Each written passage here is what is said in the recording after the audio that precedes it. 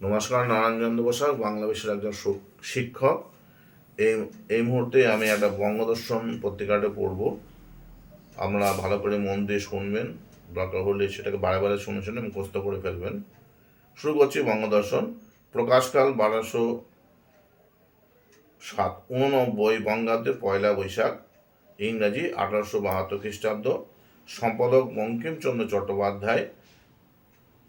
এর কিছু মূল উদ্দেশ্য হচ্ছে এরকম: শিক্ষিত শ্রেণীর মাধ্যমে অশিক্ষিত শ্রেণীকে আলোকিত করতে বঙ্গদর্শনকে তার মাধ্যম করা।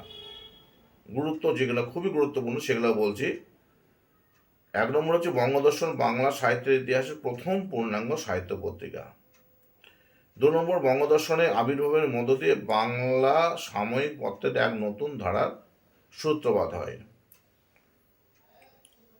3 নম্বরটা খুব গুরুত্বপূর্ণ। বঙ্গদর্শন পত্রিকার বঙ্গদর্শন নামের পেছনে 1842 খ্রিস্টাব্দে প্রকাশিত বেঙ্গল স্পেকটেটর পত্রিকার প্রভাব লক্ষ্য করা যায়।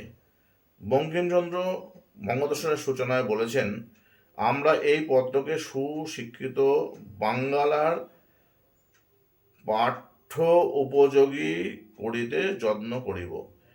সেই জন্য এই পত্রিকার উন্নতমানের প্রবন্ধ, উপন্যাস, কবিতা, রস রচনা, সমালোচনা ইত্যাদি প্রকাশিত হতো। বঙ্গদর্শনের পত্রিকার লেখক গোষ্ঠী ছিলেন রাজকৃষ্ণ মুখোপাধ্যায়, প্রফুল্লচন্দ্র বন্দ্যোপাধ্যায়, অক্ষয় কুমার সরকার, রামদাস সেন, হরপ্রসাদ শাস্ত্রী প্রমুখ লেখকগণ।